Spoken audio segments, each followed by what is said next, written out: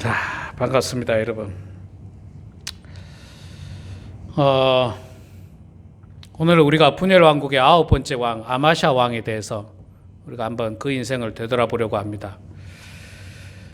최근에 아침 기도회를 요한계시록을 하고 있습니다. 여러분들 아침 기도회 나오시는 분은 제 설교를 듣습니다만 안 나오시는 분 가운데 영상으로 듣고 계십니까? 예. 손을 들어서 표를 한번 해볼까요, 혹시? 네. 어저께 아침 기도회 영상을 보셨습니까? 어저께 아침 기도회 영상 보신 분은 굉장히 특별한 분입니다. 왜냐하면 제가 보내질 않았거든요. 영상을 제가 보내질 않았습니다. 어제는.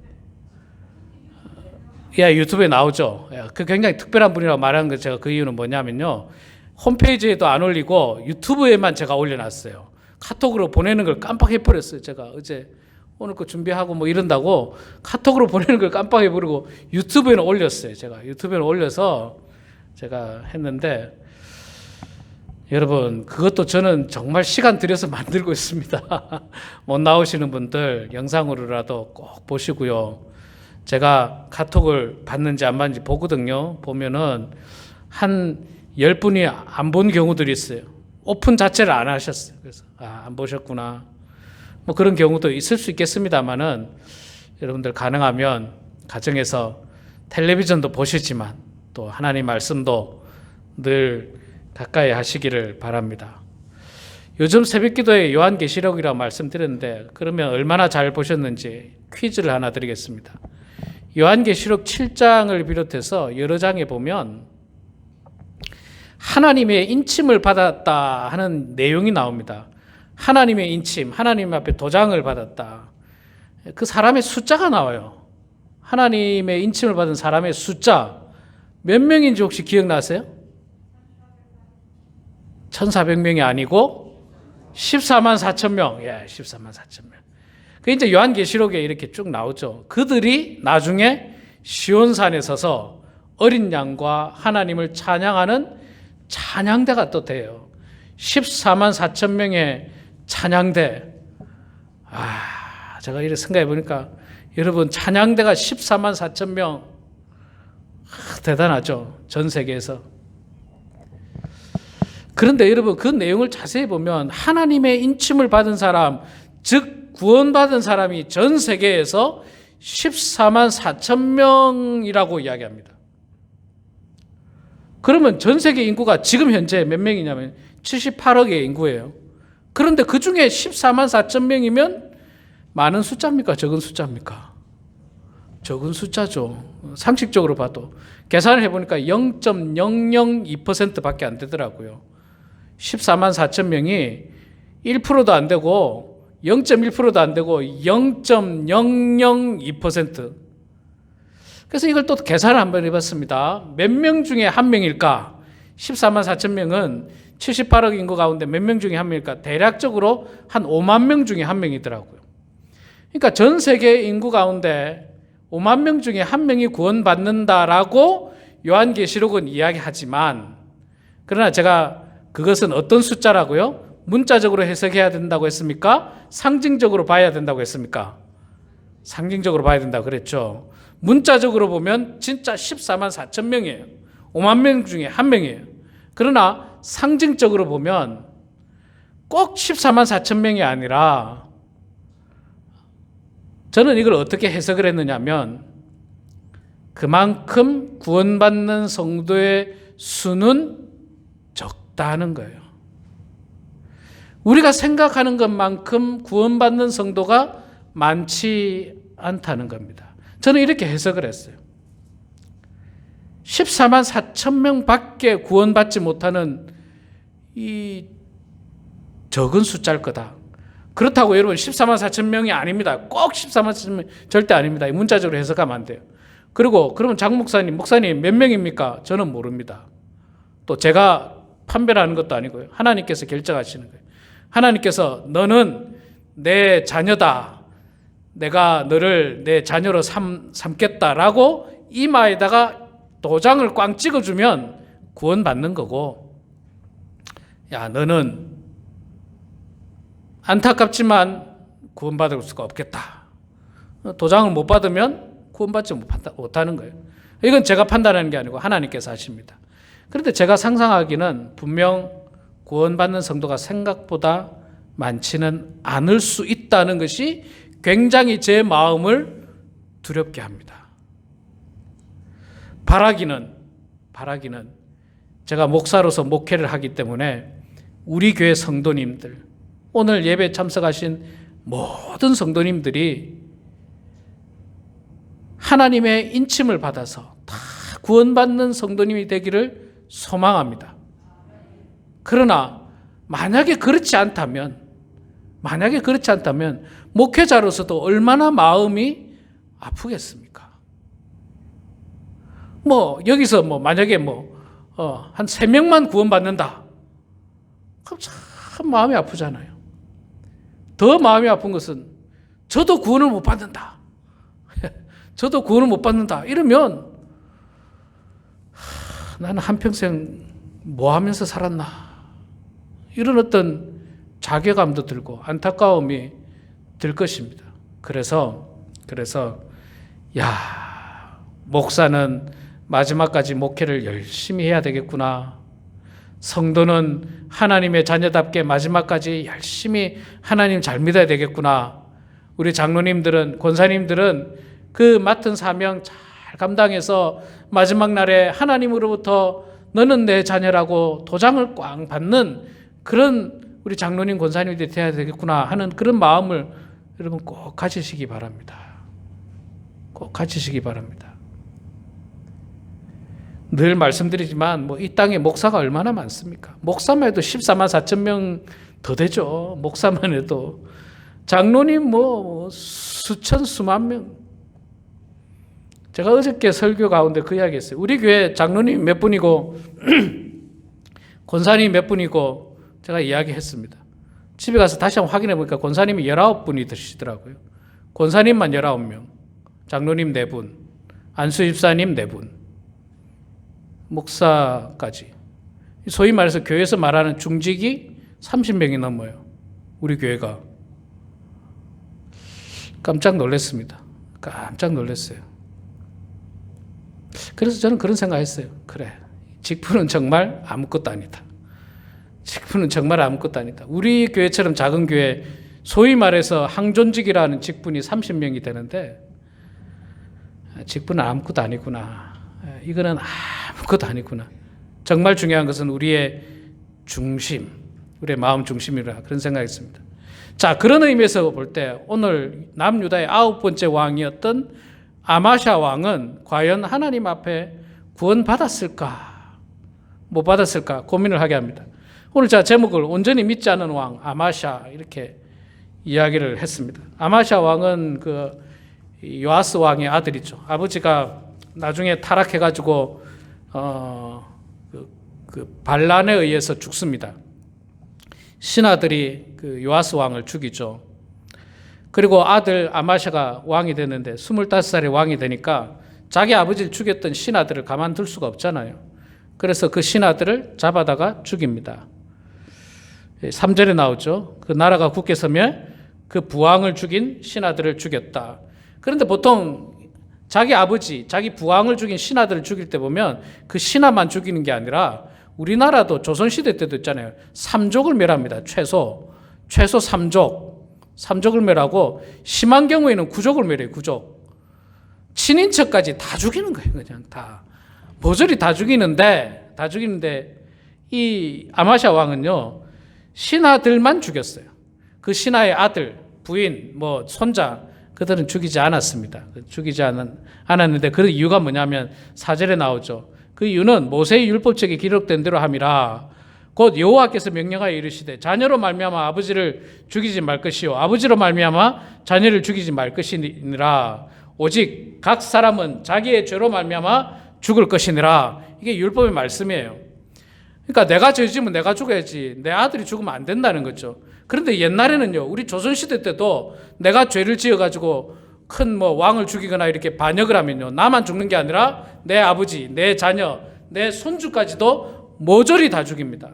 모조리 다 죽여요. 친인척까지도 모조리 다 죽입니다. 그냥 친인척까지도. 그게 이제 세상의 법인데, 그래도 아마샤 왕은 하나님 말씀대로 딱 그 사람들만 죽이고 그 이상은 죽이지 않습니다. 여기서도 또 참 큰 은혜가 되는데, 영적인 그 죽음도 마찬가지인 것 같아요. 우리가 우리 집사람이 신앙생활을 잘하고 우리 집사람이 아주 그 열심히 교회를 다닌다고 내가 구원받느냐? 절대로 아니라는 거죠. 예, 절대로 아니라는 겁니다. 내 죄로 내가 죽고 내가 믿어서 내가 구원받는 거지, 내가 잘 믿어서 내 자녀들이 구원받는 것도 아니고 내 자녀들이 잘 믿어서 내가 구원받는 게 아니에요. 뭐 어떤 사람이 그냥 농담으로 그런 말 하더라고요. 예수 잘 믿는 집사람 치맛가랭이 잡고 천국 같이 가겠다고 그러는데 그거 안 됩니다. 그거 안 돼요. 율법에 의하면 그건 전혀 관계없습니다. 믿는 사람, 예수 잘 믿는 사람이 구원받고 그렇지 않는 사람은 구원 못 받는다는 거예요. 이게 이 율법의 말씀이고 하나님의 말씀입니다. 자, 이것만 보면 아마샤 왕은요, 이 하나님 말씀을 지키는 왕이죠. 이것만 보더라도. 자, 그리고 이 역대하 25장에 보면 아마샤 왕에 대한 그 인생의 스토리가 나옵니다. 아마샤 왕이 이제 힘을 얻고 나서 유다 남쪽에 있는 에돔을 공격하게 됩니다. 에돔이 자꾸 남유다를 그냥 괴롭혀가지고 힘을 가지고 이제 남유다를 치려고 합니다. 그게 이제 25장 5절부터 쭉 나와요. 여러분들 내용이 제가 너무 길어서 간단하게 말씀으로 제가 대신을 할 텐데, 그래서 이제 이 아마샤 왕이 군사를 모집합니다. 군사를 모집해서 이제 군대 나갈 만한 사람들 모아보니까 30만 명이 모였어요. 그런데 여러분, 이 30만 명이 뭐 많을까 작을까 잘 모르지만, 자, 이거 다시 한 번 더 우리 그 족보를 보면 여호사밧 4대 여호사밧 왕이 훌륭했다고 이야기했죠. 여호사밧 왕이 훌륭해서 이때는 군사력이 굉장히 강했습니다. 이때 군대 나갈 때 군인이 몇 명이었냐면 115만 명이었어요. 같은 나라였는데. 지금 아마샤는 몇 명이라고요? 30만 명. 근데 여호사밧 때는 115만 명. 그 정도였습니다. 그 후에 아사왕 때만 하더라도 58만 명이었어요. 그러니까 굉장히 군인이 많았는데, 아마샤 왕에 이르러서는 뭐 아버지 요아스, 뭐 아달랴, 뭐 이때는 나라가 막 확 망했지 않습니까? 제가 이야기했죠. 망해가지고 이제는 군사가 30만 명밖에 안 돼요. 너무 작거든요. 그래서 이 아마샤 왕이 어떻게 하느냐면 용병을 사옵니다. 군인 용병을 사와요. 어디다가 사오느냐면 북이스라엘에다가 요청을 해서 은 100달란트를 주고 용병을 데리고 오게 됩니다. 용병이 몇 명이죠? 예. 용병을 하여간 데리고 옵니다. 데리고 오는데 만 명인가요? 30만 명. 예, 30만 명이에요. 30만 명의 용병을 은 100달란트를 주는데, 은 100달란트는 어마어마하게 큰 돈이에요. 근데 하필 북이스라엘 사람들을 데려갔어요. 그래서 하나님의 선지자가 딱 나타나가지고 하나님 말씀을 듣고 하나님 선지자가 왕에게 이야기합니다. 왕이여, 그 용병을 왜 데리고 옵니까? 특히 그 북이스라엘 사람들, 그 옛날에 아합 왕하고 아달랴하고 우리가 얼마나 고통당했는데 그 못된 사람을 데리고 와가지고 어디다 쓰려고 그들을 데리고 옵니까? 보내십시오. 그렇게 이야기하니까 아마샤 왕이 딱 그 말을 듣고 오케이, 내가 보내겠습니다. 근데 돈을 선불을 미리 줬는데 좀 아깝지 않습니까? 그렇게 이야기해. 선지자가 뭐라냐면 걱정하지 말라고. 그 돈 하나님이 다 채워줄 테니까 걱정하지 말고 그냥 보내라고 합니다. 그런데 이 용병들이 진짜로 나쁜 놈들이에요. 사실 용병들이 돈을 받고 있잖아요. 전쟁하러 왔잖아요. 근데 아마샤 왕이 가라고 하니까 그 돈 가지고 그냥 갑니다. 돈을 그 리턴도 하지 않고 그냥 가져가요. 그럼 가져가면 잘 된 거잖아요. 용병 입장에서는 전쟁도 안 하고 가져가니까. 가다가 있잖아요. 가다가 유다 사람들 쳐 죽입니다. 또 성질 났다고, 기분 나쁘다고 3,000명을 죽이고 가요. 아주 나쁜 놈들이죠. 나쁜 놈들. 그러니까 나쁜 놈들을 용병으로 데리고 오려고 하니까 하나님께서 막은 거예요. 자, 그때만 하더라도 아마샤 왕은 하나님 말씀을 듣는 왕이었어요. 율법의 말씀을 지키는 왕이었고 선지자를 통해서 하나님 말씀을 듣는 왕이었어요. 그리고 이 하나님 말씀 들어서 에돔과 전쟁을 했습니다. 30만 명 데리고 나와가지고 전쟁을 했는데 누가 이겼을까요? 당연히 남유다가 이깁니다. 하나님께서 함께 하시는데요. 당연히 남유다가 이깁니다. 선지자가 뭐라고 이야기했냐면 돈 아깝게 생각하지 말고 8절에 보면 왕이 만일 가시거든 힘써 싸우소서. 하나님이 왕을 적군 앞에서 엎드려지게 하시리이다. 하나님은 능히 돕기도 하시고 능히 패하게 하시기도 합니다. 그러니까 걱정하지 말고 하나님 믿고 나가라는 거예요. 여러분, 우리가 지금 계속해서 왕을 보았고 전쟁을 봤는데 그렇지 않습니까? 전쟁에 나가서 숫자로 이겼습니까? 이스라엘이 숫자가 많아서 이긴 적이 있습니까? 아니요. 하나님이 함께하면 무조건 이기는 거고요. 하나님이 함께하지 않으면 무조건 지는 거예요. 전쟁은 숫자에 달린 게 아니고 전쟁은 여호와께 달린 거예요. 하나님께서 함께하는 전쟁은 이기는 거고 하나님께서 함께하지 않은 전쟁은 무조건 지는 거예요. 그래서 이 아마샤 왕이 전쟁에 나갔는데 당연히 이깁니다. 예, 당연히 이겨요. 완전히 그들을 진멸시키고 돌아오는데 희한한 일이 발생해요. 자, 14절에 보니까 아마샤가 에돔 사람들을 죽이고 돌아올 때에 세일 자손의 신들을 가져와서 자기의 신으로 세우고 그것들 앞에 경배하며 분향한지라. 이 무슨 일일까요? 이게 무슨 뚱딴지 같은 일일까요? 여러분, 옛날에는 전쟁을 할 때는요, 사실 전쟁을 할 때는 깃발을 들고 나가잖아요. 그 깃발은 뭘 상징하느냐면 자기들의 신을 상징해요. 그래서 여러분, 이스라엘도 옛날에 구약시대 때 전쟁을 나갈 때 전쟁이 제일 앞에 뭐가 나갑니까? 뭘 제일 앞에 모시고 나갑니까? 하나님의 언약궤를 가지고 나갑니다. 그러니까 전쟁에 나갈 때 우리 신이 나가서 같이 싸운다는 거예요. 우리 신이 나가서 여호와께서 나가서 싸운다. 그럼 에돔도 자기들 신이 있을 거 아니에요. 자기들 신을 가지고 막 우상을 가지고 이제 전쟁에 나왔어요. 그런데 에돔이 박살이 납니다. 에돔이 아마샤 왕에게 박살이 나요. 왜? 하나님과 함께한 아마샤 왕이었기 때문에. 에돔이 완전히 망했는데 전쟁이 끝나고 나면 뭘 가지고 옵니까? 전리품을 가지고 오잖아요. 그 전리품이 벌써 은 100달란트보다 더 많아요. 그러니까 용병한테 줬던 돈보다 훨씬 많은 전리품을 가지고 오는 거, 그거는 괜찮아요. 그런데 그 전리품을 가지고 올 때 아마샤 왕이 뭘 가지고 오느냐면 에돔 사람들의 신을 가지고 와요.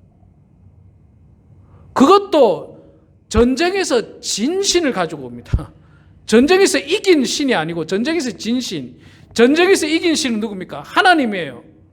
그러면 계속 하나님 믿으면 되는데 전쟁에서 졌던 신, 에돔 사람들이 믿었던 그 신을 가지고 와서 자기의 신으로 세우고 그것들 앞에 경배하고 분향한지라. 왜 그랬을까요, 이 왕이? 이 신이 뭔가 좋아 보였겠죠. 뭔가 특별해 보였겠죠. 내 마음을 빼앗을 만한 뭔가 있을지 모르겠죠.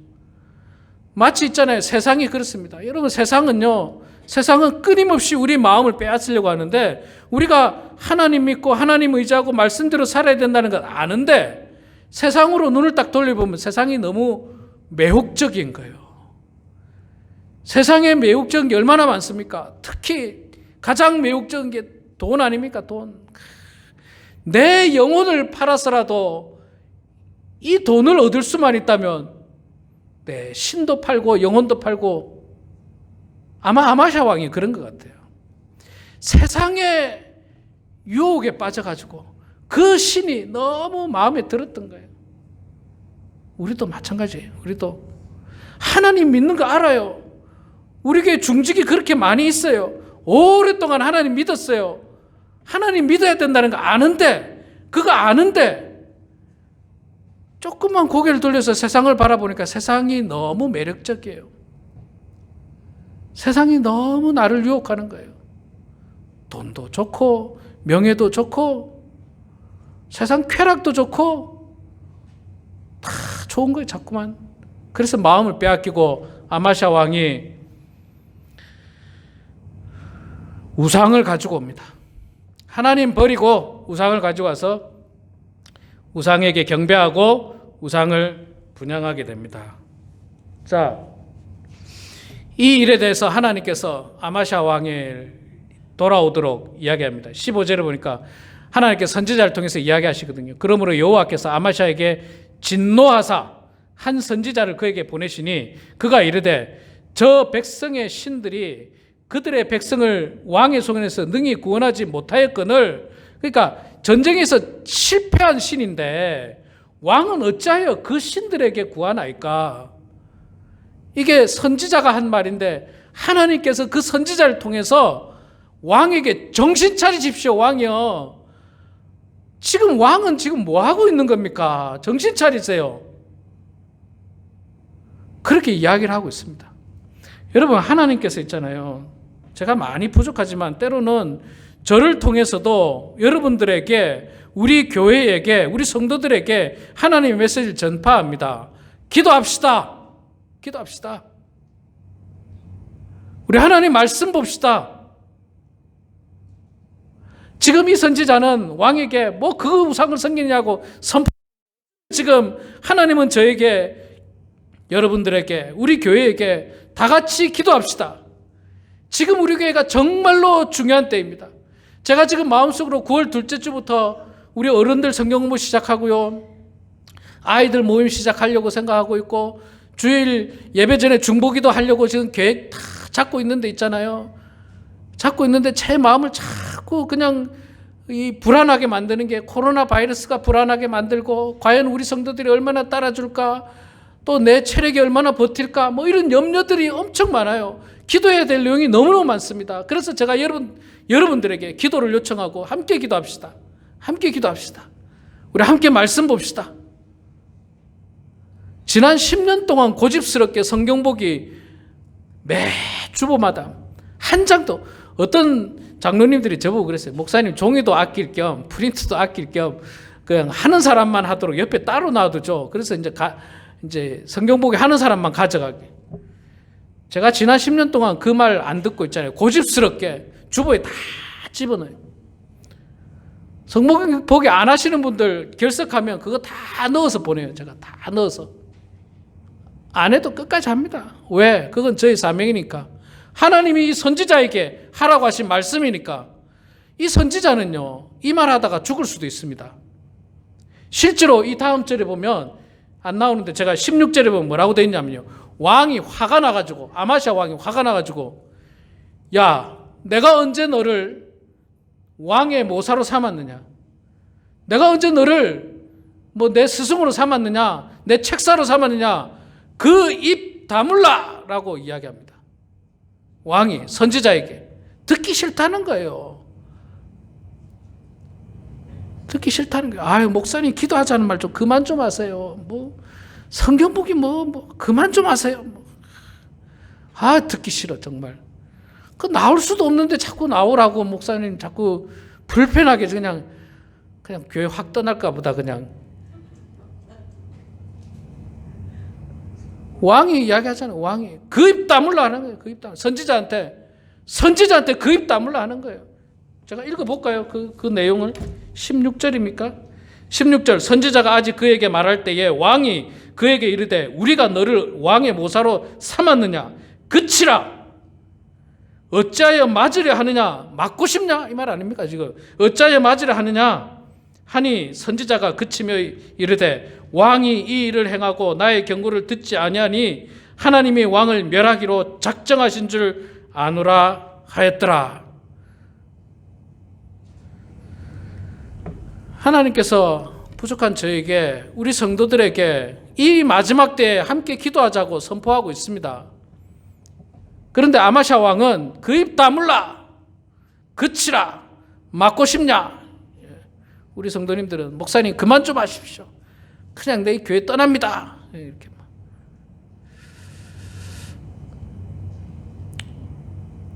우리가 천일 새벽 기도는 못해도, 천일 새벽 기도는 못해도, 뭐 천일 새벽 기도 하는 사람들은 뭐 특별한 사람입니까? 여러분, 천일 새벽 기도 하는 뭐 은혜 교회는 그 성도님들은 굉장히 특별해요? 그들은 다 부자라서, 다 시간이 많아서, 그들도 다 먹고 살기 바쁜 이민자들이에요. 모르긴 몰라도 먹고 살기 바쁜 이민자들이에요. 그런데도 천일 새벽 기도를 하는데, 야, 우리는 새벽도 아니고 아침 8시. 야, 이건 얼마나 좋습니까? 아침 8시. 예. 한 5시 하면 힘들잖아요, 사실. 6시에도 힘든데. 아마샤 왕이 선지자의 말을 듣지 않습니다. 왜 그럴까요? 옛날에 아마샤 왕은 율법의 말씀도 들었고 또 아까 그 앞에 선지자의 말은 들었잖아요. 용봉을 돌려보내라 했을 때 들었어요. 그런데 나중에 변했어요. 왜 변했을까요? 아까 에돔과의 전쟁에서 이겼잖아요. 한 번 이기니까 어깨 힘들하고 목에 힘들하고 우쭐한 거예요. 아, 내가 능력이 있어서 이겼구나. 교만해진 거 아닙니까? 교만해진 거. 잘 되니까 그런 거잖아요. 잘 되니까. 만약에 이 아마샤 왕이 에돔과의 전쟁에서 졌거나 뭐 그랬으면 더 겸손하게 하나님 앞에 매달렸을 텐데 30만 명 데리고 나가서 이겼잖아요. 30만 명 데리고 나가서 에돔을 그냥 박살을 내버렸잖아요. 그러니까 교만해진 거예요. 아, 나의 능력이 대단해. 역시 내 힘으로 되는구나. 이제 뭐 하나님의 선지자고 뭐고 다 필요 없어. 내가 원하는 대로 할 거야. 내가 왕인데. 그러면서 우상을 숭배하고 선지자가 와서 왜 정신 못 차리냐고 이야기하니까 선지자 보고 그냥 그 입 다물어라. 맞고 싶냐 막 이러면서 그 말씀 안 듣습니다. 안 들어요. 그리고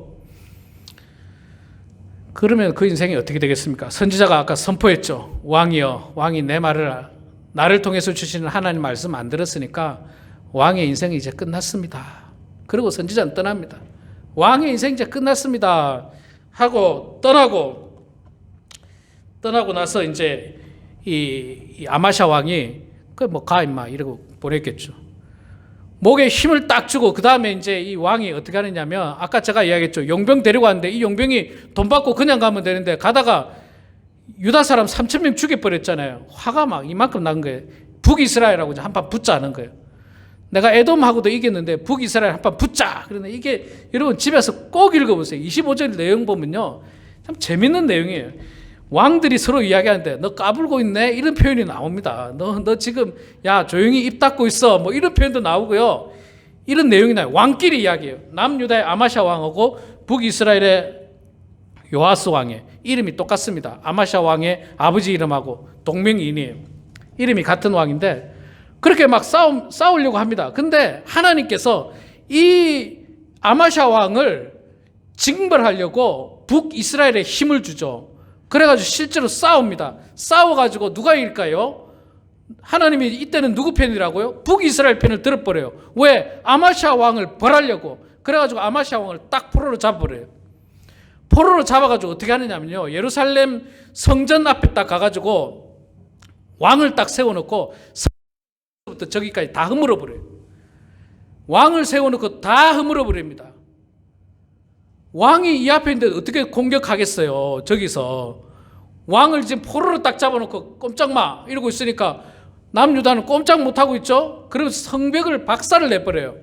그리고 하나님의 성전 안에 있던 기물들을 모조리 다 가지고 다 옵니다. 아마샤 왕은 그냥 바보처럼 포로로 잡혀가지고 그냥 그렇게 있는 거죠. 그러다가 나중에 목숨은 살려주고 돌려보내지만 후에 아마샤 왕도 그 신하에 의해서 결국은 암살당하고 맙니다. 29년간 왕하고 결국에는 이 신하에 의해서 백성에 의해서 그는 죽임을 당합니다. 그리고 그 인생은 끝납니다. 그리고 성경은 그 인생에 대해서 뭐라고 표현하느냐 하면 2절에 보니까 아마샤가 여호와 보시기에 정직하게 행하기는 하였으나 온전한 마음으로 행하지는 아니하였더라. 김아국의 성도가 교회는 출석하였으나 하나님은 온전히 섬기지 않았더라. 장 목사가 목사였으나 온전한 마음으로 하지 않았더라.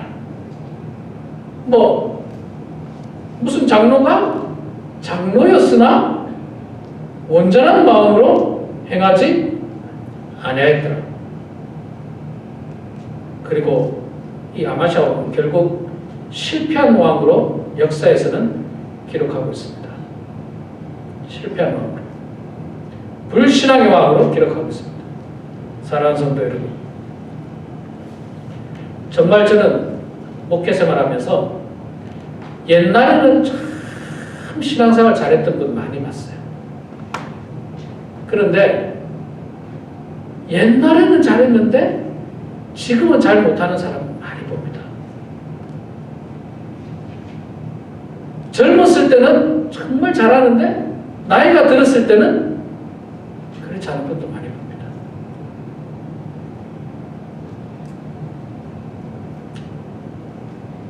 온전히 하나님을 섬겨야 됩니다. 마지막 순간까지. 마지막까지 하나님 말씀 듣고 마지막까지 율법의 말씀대로 성경의 말씀대로 또 선지자를 통해서 들려주시는 하나님의 말씀을 온전히 지켜서 마지막 때에 하나님으로부터 칭찬받는 성도들이 되기를 소망합니다. 하나님 앞에 축복받는 성도들이 되어서 14만 4천 명에 대한 숫자에 대한 두려움이 아니라 우리 마음속에 하나님께서 분명 너는 내 자녀다. 내가 너를 사랑하노라 라고 하시는 하나님의 음성을 듣게 되는, 그래서 모두가 구원받게 되는 저와 우리 모두가 되길 주의 이름으로 축원합니다. 기도하겠습니다.